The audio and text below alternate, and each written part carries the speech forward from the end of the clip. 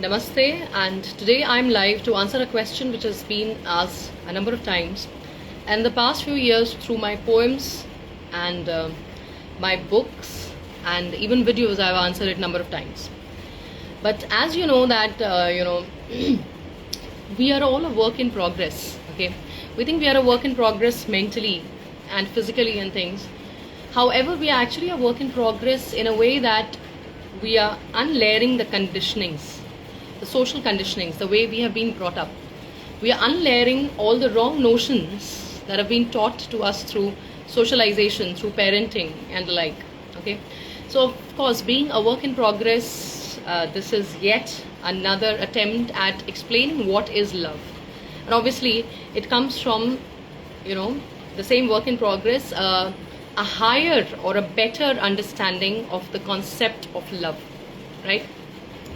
So, what is love? To understand what is love, let's understand what is not love, right?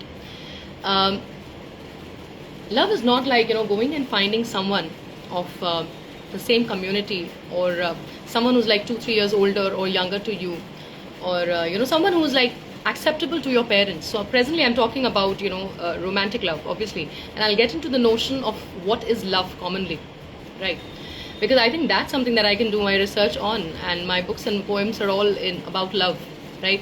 So the first thing to understand is that love is not going and finding out someone who is, from the same community or the same or opposite gender, and having those boxes, the societal boxes. You tick the societal boxes and find out someone like that, and consequently your parents will not have a lot of problems to get you married to that person. That is not love. Love cannot be found. You must understand that there is a larger plan, when we are coming here down to the earth.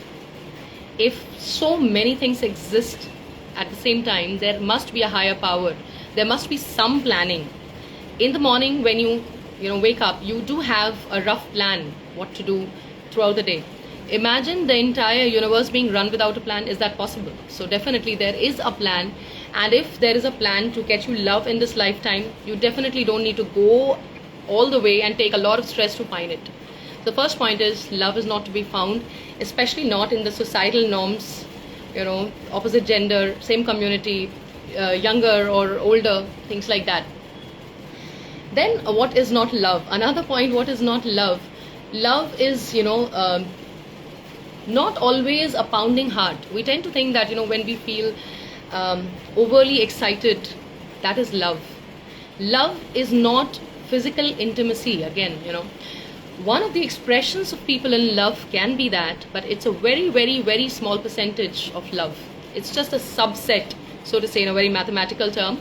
However, if you think that you feel physically attracted to someone and you feel that is love, that is not the definition of, what you can actually account as love. One really, really important point I feel like talking about here is something that not only teenagers but across ages we need to know, that Bollywood has been one of the major disruptions in understanding the notion of love. And that's not just the modern world wherein Ajay Devgan with the entire college, is running up to the girl and singing a certain song, and then the girl, even though she doesn't like him, so-called, quote-unquote, doesn't like him, she also sings back, right? It's not only the modern, movies, but you can go back to the old movies, even in the black and white. I don't remember that song wherein, I think Devanand is the hero, and he is they are on the train. The heroine is on the upper berth, and he is on the lower one, and he is singing some song and kind of embarrassing her. This is not love, and this is not even an expression of love. Let me tell you, this is harassment. To be precise, this is harassment. This is again not love. And do not think that love is something like taking extreme actions, letting the entire world know, dude, I love this girl. You don't need to do all those things to prove your love. Love is something which is there between two people. You don't need to involve the entire world to express your love, right? Then, getting ready for someone and losing your weight, getting your hair straightened, and, I don't know, there's a list of things that people do. That is again not love. Of course, you should do those things for yourself. You want to be healthy, lose your weight. You want to have straightened hair, do it for yourself. You want to get your I don't know, your shaving done in a certain way, that you should do for yourself. But when you do it for someone else, that is not love. Okay, that is just attraction. That is trying to impress someone else. Why should you present a version of yourself which is not true? Right? You should present what you are going to be all your life. Why to give such ideas to people which will not thrive all throughout the lifetime? Right? Of course, love is something that makes you your best version, but instantly something, an instant change is not something that is going to stay for long.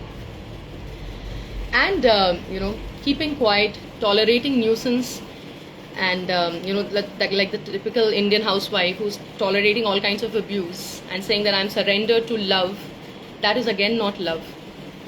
That's the absence of self-respect.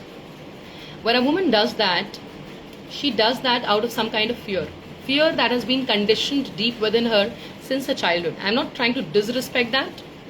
Of course, I'm one of the women who has been there, but that's not the presence of love at all. And of course we'll come to what is love. So the very first condition of what to understand what is love is to go back to what Lord Krishna talks about in Bhagavad Gita. What is love? So he gives these two terminologies. One is prem and the other one is moh. Okay, and he says that the difference between prem and moh is that moh makes you weak. Moh is affection. It makes you weak. Something that makes you weak, how can it be love? Love is strength incarnate.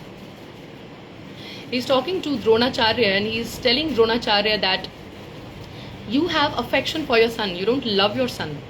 Why?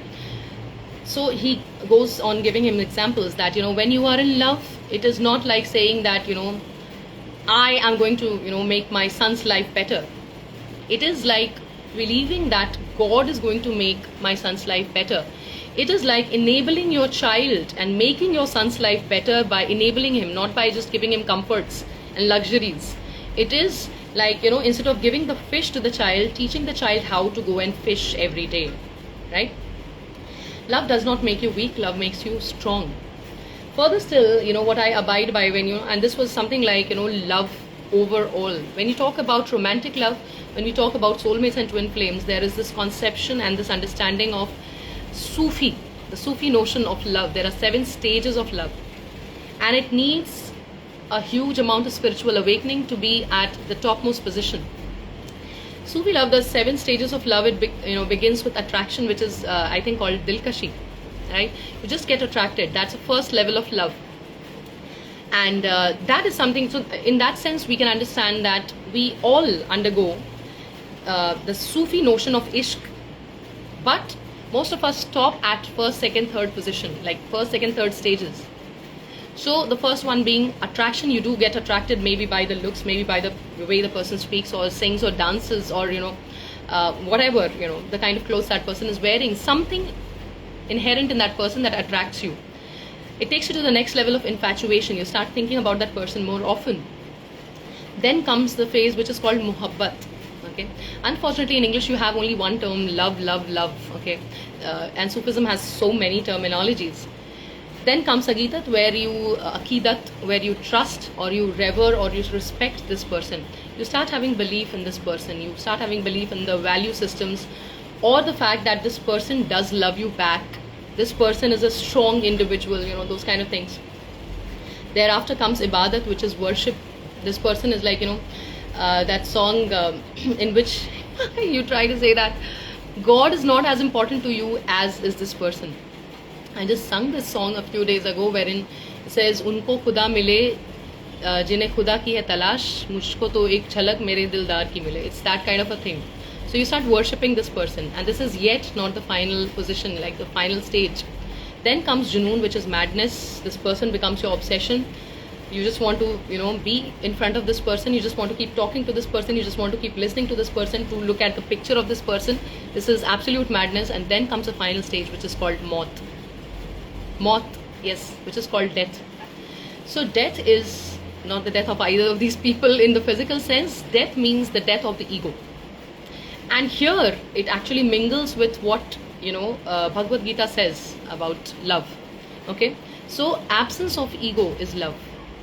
Absence of ego in the sense that you do not need the physical person right beside you. And obviously, to be able to get to the stages, through the stages of Sufi Ishq, is to be able to be with a twin flame, or your, not a twin flame, the twin flame, or a soulmate. And to be able to find one, you have to be on a spiritual journey. Definitely, you have to be in very, very high vibration, and you need to have a spiritual purpose. You cannot be just like all the white sheep going towards one side. You have to be the black sheep who's moving the other way, who has understood life as it is, who is not the one who is going totally by mind. In fact, you can understand that love is actually transcending the mind, because mind is the one that creates the difference between people. Mind is one, this conscious mind is something that creates that ego, that false identity. If you think that you were, if in your childhood you thought that people have not done their full with you, you've not been taken care of, or you've been taken advantage of. In your teenage you thought the same, in your young age you thought the same, in your mid age you thought the same, then you have not grown spiritually at all. Because at a point of time you need to stop this. And guess what? The button is right inside you. You need to work it through your own self, right? And you need to get rid of these blocks of attracting the same kind of people. It is possible, obviously, but you need a mentor to be able to do that. And perhaps many a times, God is your mentor. So coming back to the topic of death or maut in love, is the situation where you find love within yourself. You start loving yourself. It is the opportunity of finding God within yourself. It is the opportunity where you love the other person as you love the other person, but you don't need the physical presence of the other person to be happy, right? So I think I said that love is not always a pounding heart. You don't always need to be restless. Oh my God, I love that person. Okay, love is actually peace in a way. In fact, we're all born, over and over and over again. That's what I learned from my past life regression sessions that I've given to so many women, that even a karmic connection is not a connection of hatred. It's a connection of balancing karma is equal to being at a peaceful, in a peaceful situation with the other person. All the movies, I think, Om Shanti Om, right? They show you that, someone killed you in the past lifetime and you're born in this lifetime to take revenge upon that person. That's not true at all. You are born in this lifetime to balance your karma with that person, to be able to love back that person. A lot of time your karmic, the karmics are maybe your parents, your children, your siblings, your friends, your best friend, number of times your husband or your wife. Most of the karmics show up like this.